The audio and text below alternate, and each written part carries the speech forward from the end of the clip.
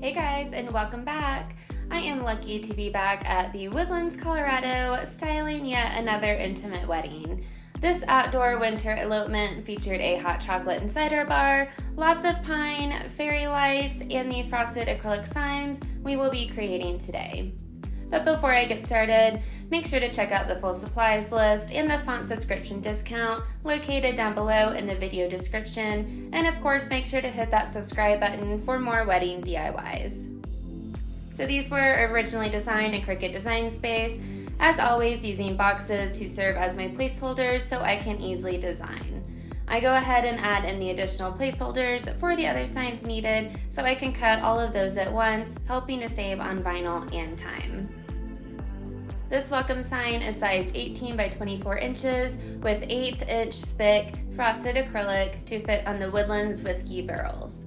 The cider and hot chocolate sign are on a 8 by 10 inch, and the cards decal is actually going to be going on the cards box, so I size that to about the size of the card box. I enter in the custom decals and adjust the fonts, ungrouping those letters to bring back together and weld.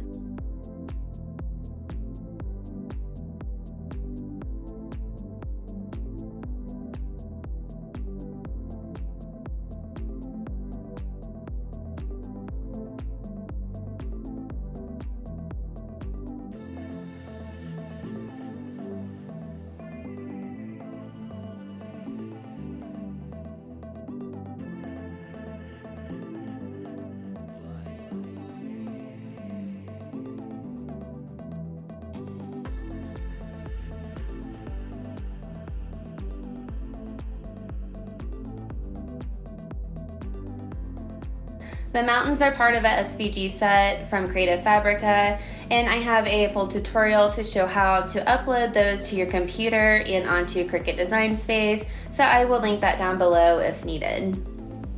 Since mine are already uploaded, I add those to the canvas and slice out the one that I want to use. I delete the rest so it doesn't slow down my software.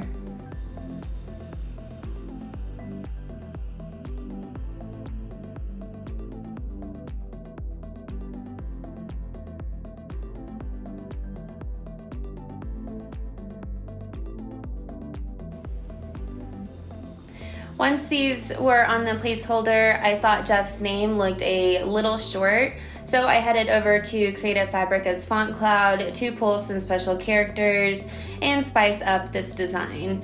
I found the perfect F and also one for the H in Sarah, and all you have to do is click on the character to copy that to your clipboard, then paste that to Cricut Design Space.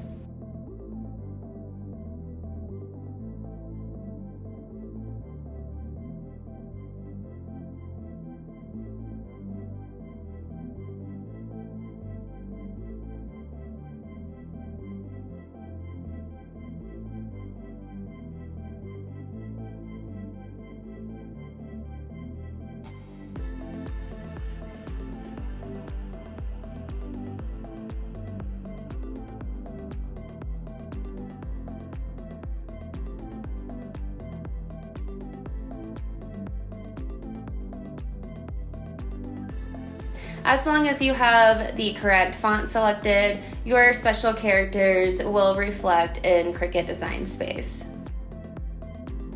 You use these just like regular letters, ungrouping to drag together and weld again.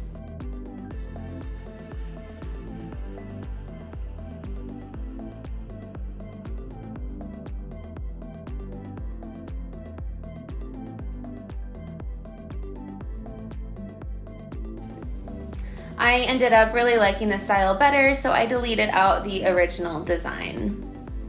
I move on to quickly design the rest of the signs, and then once all of my designs are complete, I delete out the placeholders and weld together the pieces that make sense to cut together, like the hot chocolate sign.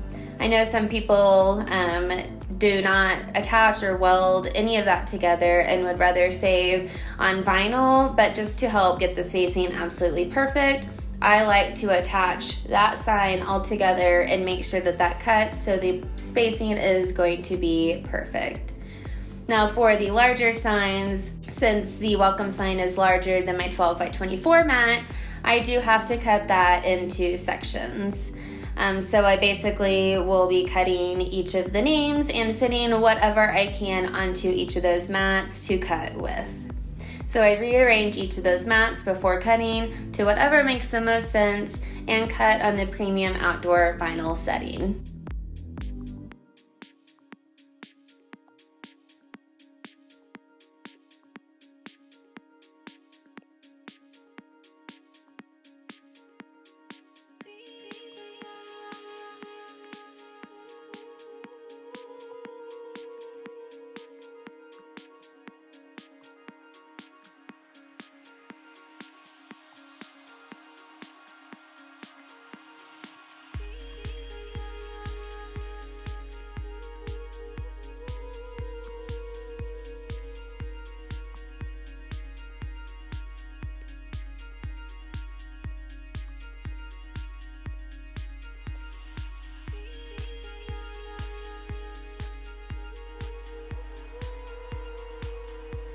Once my vinyl has cut on my Cricut Maker, I like using my Cricut knife to hand cut in between each word and graphic. This is just so much easier than trying to lift a 12-inch piece at a time, especially when you are working with numerous letters and details like this.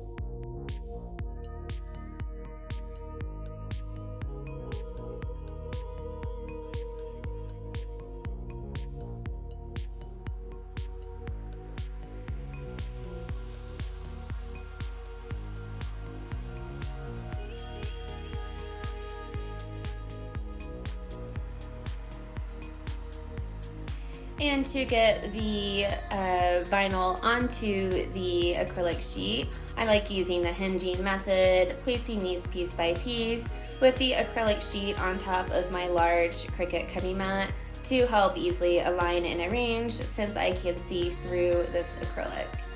The frosted acrylic has a matte and shiny side, so you can apply your decal to either side, but the plastic store I order from did confirm that the shiny side is the side meant to be used on frosted acrylics.